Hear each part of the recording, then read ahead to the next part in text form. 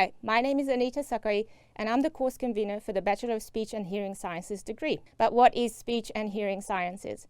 Well, speech science is the experimental study of human speech communication. So this involves the study of how we produce speech and how you, as the listener, perceive and understand what I'm saying. Well, hopefully you're understanding what I'm saying, even though we all have different accents. It's not a straightforward process. It's actually quite complicated.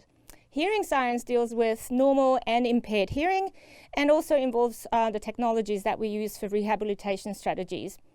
I also want to mention language sciences very briefly here because this degree is offered by the linguistics department and it is really a linguistics degree.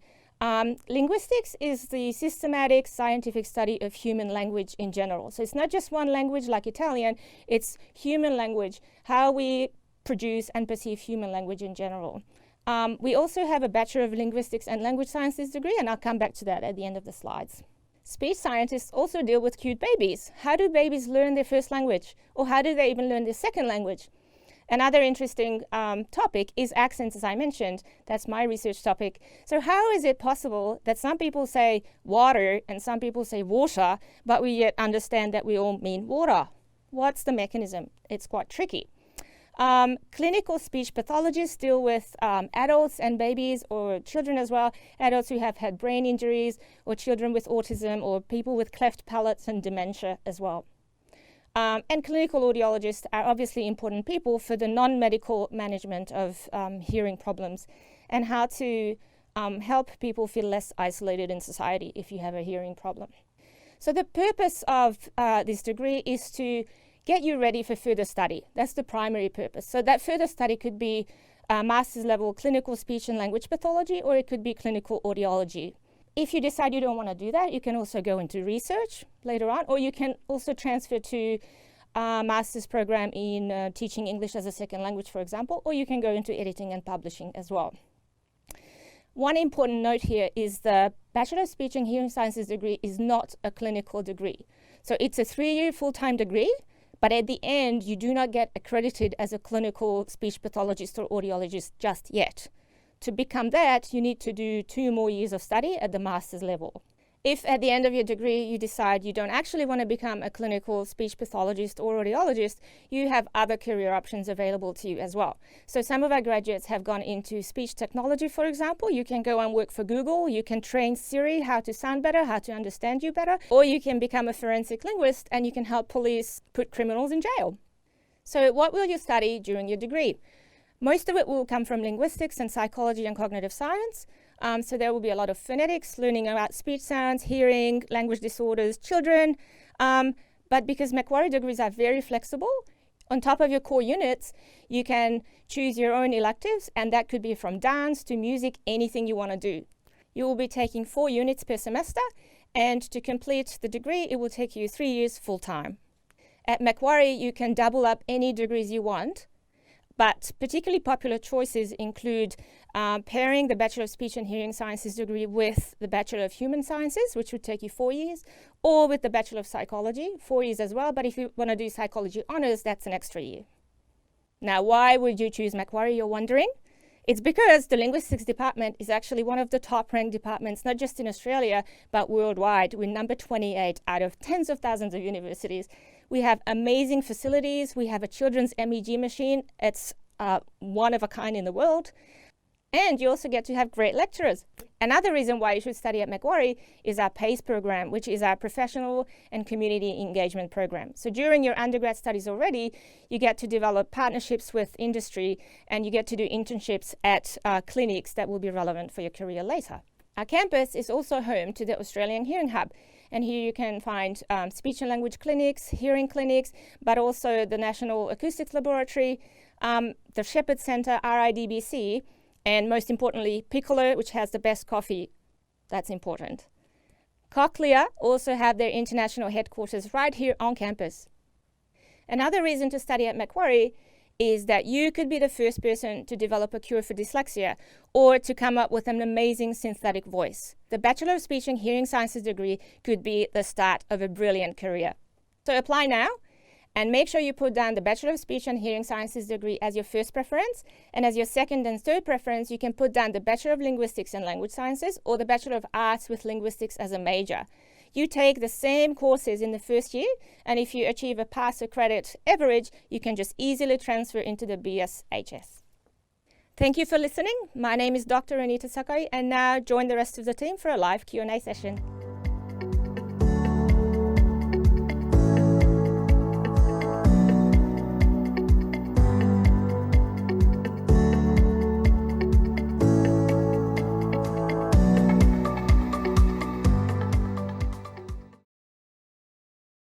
Welcome back to the Medicine and Health Studio at Open Day Streamed for Macquarie University 2020. I'm joined back in the studio by Dr. Anita Sakai, and thank you for that great video on the Bachelor of Speech and Hearing Sciences. Now we'll move to the live Q&A session as part of this session. So please jump on the side into the Q&A box and pop all your questions there, and we'll try and answer some of them live here, or we'll get some of our student representatives to answer them in the chat. But first, a little bit about Dr. Sakai. She's a lecturer in linguistics here at the university. She has a special interest in sociophonetics, is that right? That's correct. So that's accent. So if you've got any questions about accent, she's the person to talk to. She's also the course convener for the Bachelor of Speech and Hearing Sciences. So she's able to answer some of the questions that you'll have here today. So like I said, pop your questions in the Q&A box over there on the right, and we can answer them live on the stream here. So let's get to some of the first questions that we've had, and welcome to the studio. Thank you, Gareth. Who do you think would be most suited to studying the Bachelor of Speech and Hearing Sciences? Oh, that's a very good question. So the Bachelor of Speech and Hearing Sciences degree is offered by the Linguistics Department, and our students tend to come from a mixed background. So some of them are really good at the humanities side of things, and some of them are really good at sciencey things. It's really a mixed bag. So if you're good at mathematics, you'll enjoy the course, but also if you're not so good at mathematics, but you like arts, English, human things, then you also thrive in the program. So it's really a mixed bag. Okay, fantastic. And what are some of the pathways that students can go through from this degree? So would they be able to become a linguist? Would they become a speech pathologist? What are some of the options out there? Yeah, that's also a very good question. So this degree was specifically designed to be the best pathway to prepare you for the clinical master studies for Master of Speech and Language Pathology and Clinical Audiology. So if you're interested in moving on and doing that clinical degree later on, then this is definitely the degree you want to do. Having said that, because it's offered by the Linguistics Department, you also get a really good training in just how human language works in general. So if throughout your degree you decide, oh, this is not what I really want to do, I don't want to be a clinician after all, but I'm really interested in language and how it works, or accents, because accents are so cool, then you come out with a degree that is actually a linguistics degree as well. So you have the opportunity to go into other areas. You're not locked in to just, that's all I can do. I can just become a clinician of speech pathology. You can go and work for Google or Apple or Appen. That's fantastic. So there's a lot of flexibility in Absolutely. So that's what I love about this degree, that it's really flexible. You're not locked in because you're young. You don't know what you want to do. I mean, maybe you do, but maybe you don't. Maybe in 2 years' time you'll change your mind. So this degree is perfect for that. Okay. And you've spoken a bit about the flexibility to do linguistics or some audiology. What are some of the electives that students can do during this degree? Yeah, it's also a great part of this degree. Most of it is sort of planned for you. So we have a lot of core units that you're going to have to take to get the bachelor's degree.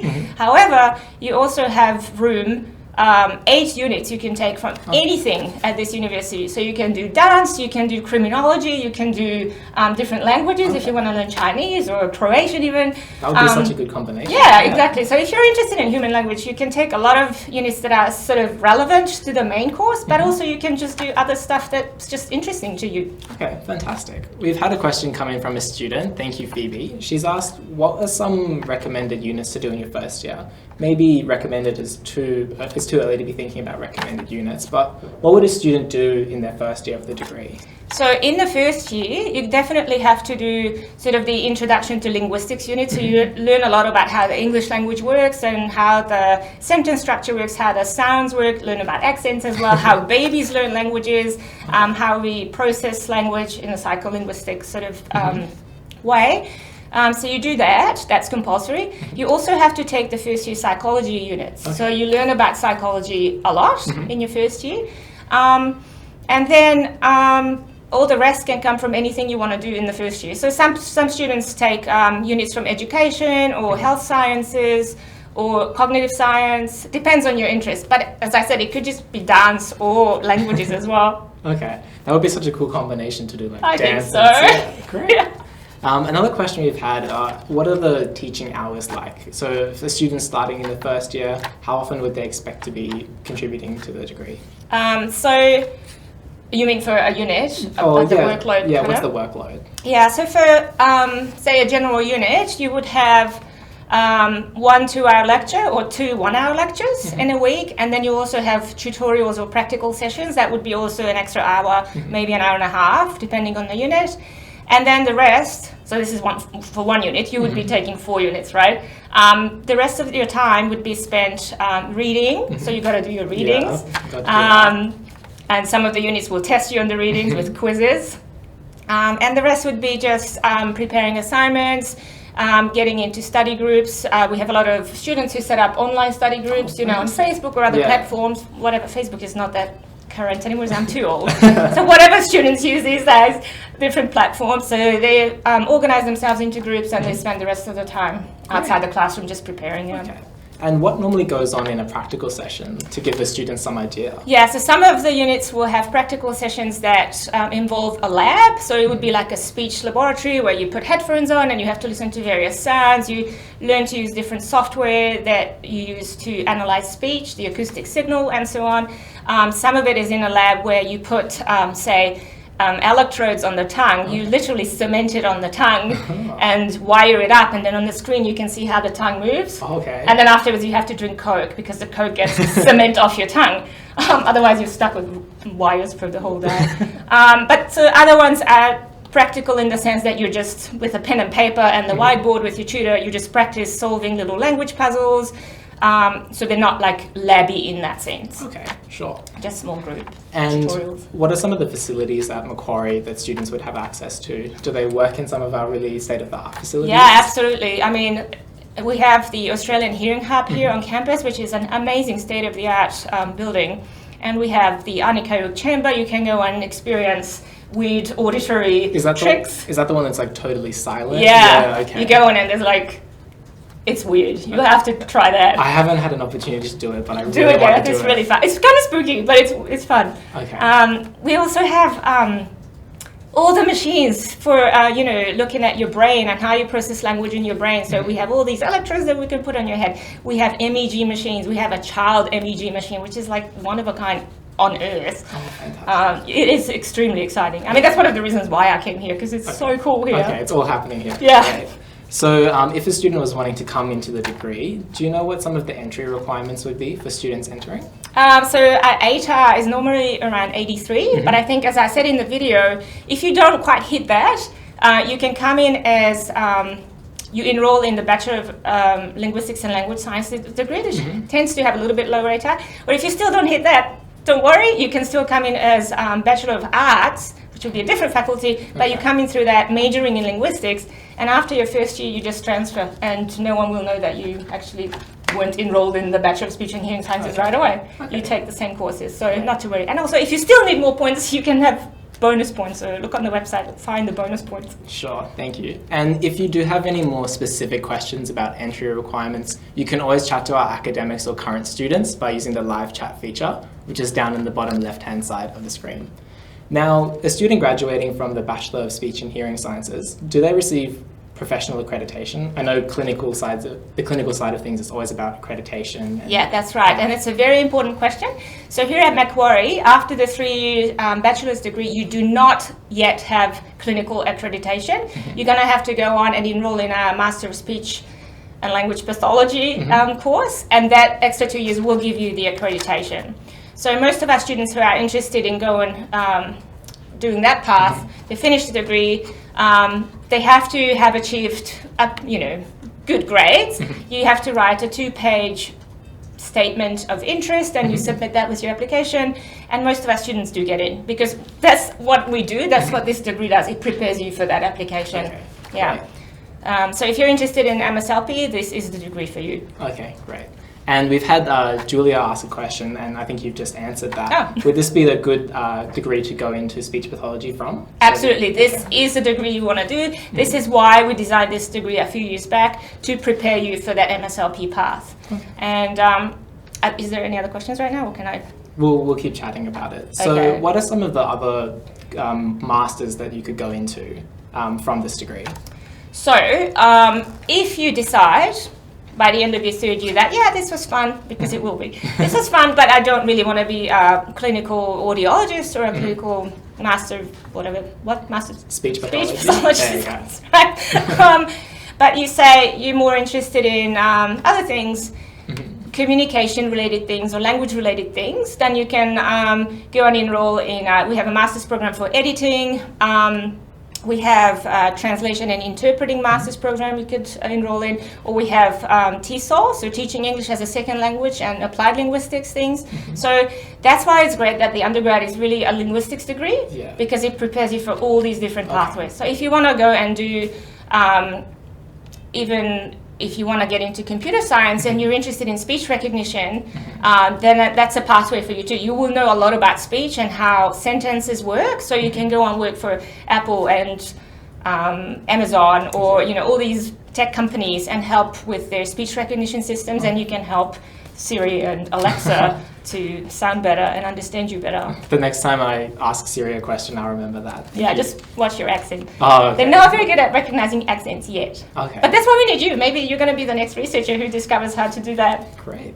We've had a few questions about going into the Masters of Speech Pathology. So at Macquarie, you do the Bachelors of Speech and Hearing Sciences, and then go into speech pathology. That's correct. What's the difference between doing that and then just going straight into a Bachelor of Speech Pathology? So that's a wonderful question. So yes, there are universities that offer a 4-year undergraduate bachelor's degree that will give you accreditation right away at the end. So you finished in 4 years, you get your clinical accreditation, you can go and work as a speech pathologist.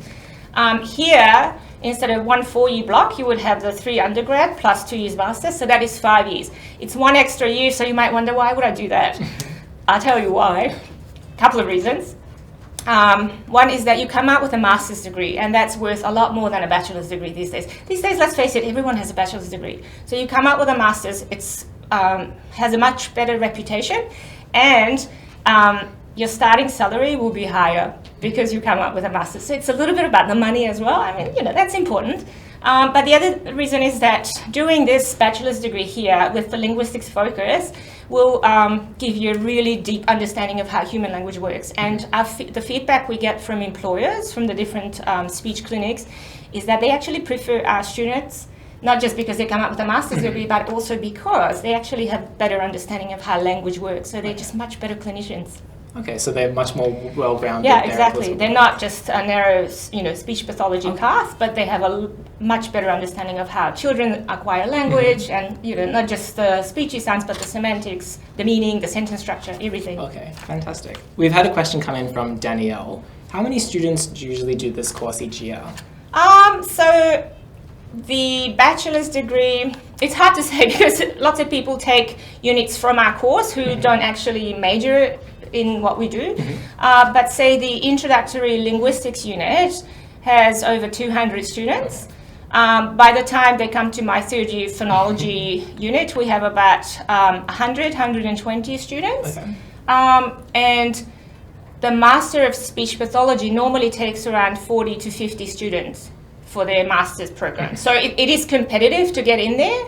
But most of our students who are serious, and that's what they want to do, they do have the grades to get in there, so that's no problem. And audiology takes more, around 60 or 70 a year. Okay.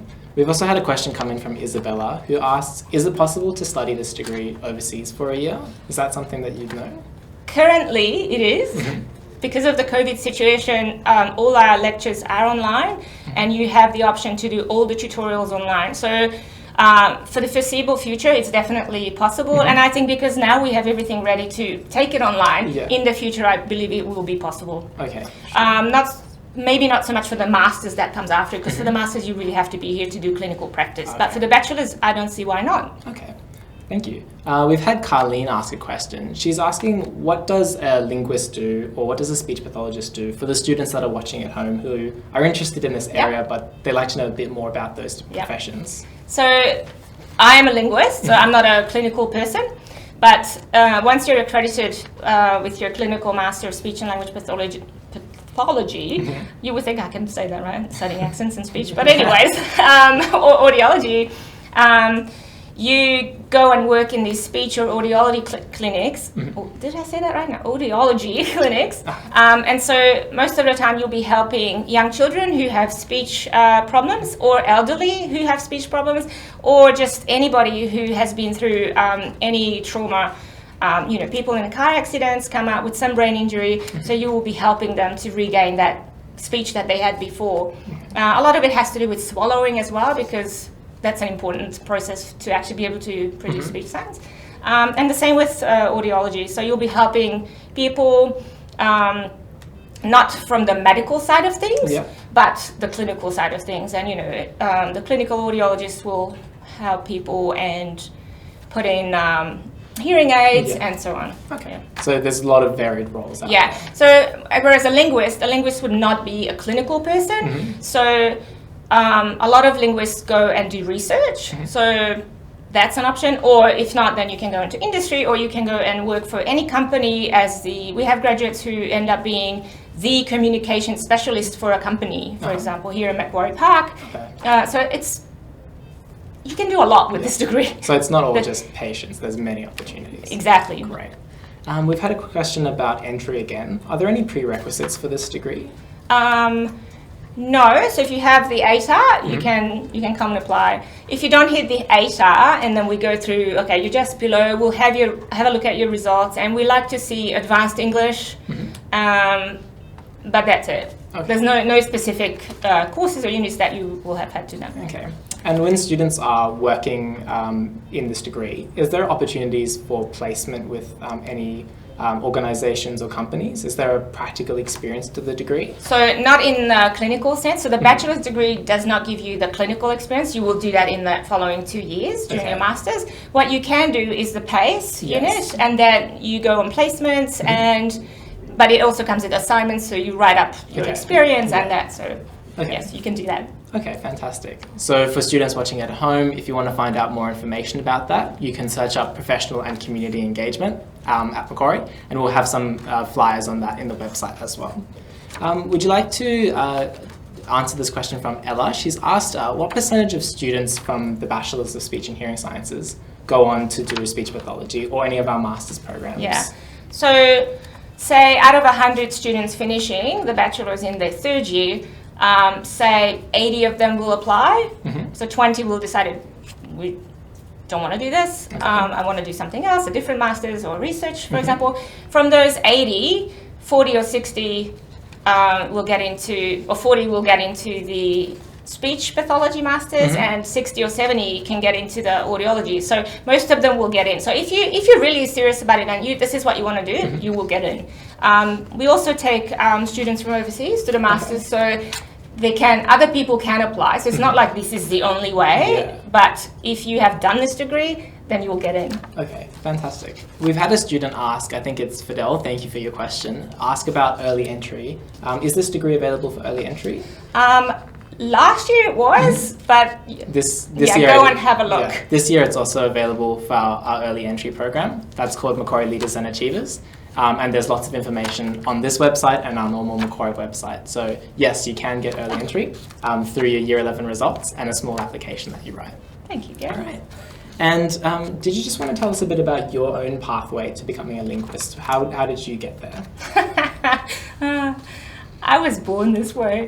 So when I was 8, I created a language. I just made up a language, and it had proper grammar rules, and the sound system was all worked out. Okay. So I always knew. But a lot of my colleagues, they just somehow ended up taking an introductory linguistics unit at university, and they figured out this is really fascinating. And I just never thought about how language is so complicated and how fascinating it is that we can actually communicate. So a lot of them just by accident come across the unit, and then they said, oh, this is my passion. So for me, it was different. I always knew. I knew since I was a little girl that this is what I want to do. Fantastic. We've had a question that's come in. What kind of research do you do, and what kind of research do we do at Macquarie? That's a big area that students could go into. Yeah, so it's a very research-intense university. So obviously we focus on teaching a lot, but it's most of the time, you know, the teaching is informed by our research, so that's wonderful for us and students as well. So me specifically, I study different accents that could be like regional accents within Australia, like how people in Melbourne sound different, how like when you know how you land in Melbourne and it says welcome to Melbourne with that spell with the A, because before an L sound, Melburnians, Melbourneites, Melburnians, people from Melbourne, poor things, they pronounce that E sound a bit lower before an L, like welcome to Melbourne, and they say salary and celery the same way, whereas in New South Wales people distinguish between celery and celery. I can't distinguish, sorry. In New Zealand nobody distinguishes either. So I study how is it possible that we still understand each other even though we sound so different. So I could say car and another person says car. How does our mind know that that's the same thing? It's not a straightforward thing, so it's pretty tricky. So that's my research area. But a lot of my colleagues research just general communication, even like industrial communication, or a lot of translation and interpreting, or subtitling even for movies. A lot of different areas. Okay, so there's so many areas that I know, it really is, Fantastic. Thank you so much for your time today, Thank Dr. you, Sakai. It's been great chatting. And thank you for all of your questions, guys. If you did have any more questions that do come up, like I said, we've got live chat on all day on this stage. So just pop your questions down there in the bottom left-hand corner, and we'll get some of our academics or current students to answer them. We also have a lot of competitions running today on the Open Day Streamed website, so just check that down further down below. There's an opportunity to spot some students in videos, and you could win a Macquarie hoodie, and you can win a cash prize as well. Likewise, there's some downloadable content below. There's a flyer on the Bachelor of Speech and Hearing Sciences. There's some videos to check out, and you can always jump back up to our Studio Central to see what else is going on at Open Day Streamed. Our next session on the Medicine and Health Studio is at 12 p.m. and we have the Bachelor of Medical Sciences presentation. So stick around on the Open Day website. We have a lot of great content coming up. Thank you very much. Thank you. See you guys later. Bye.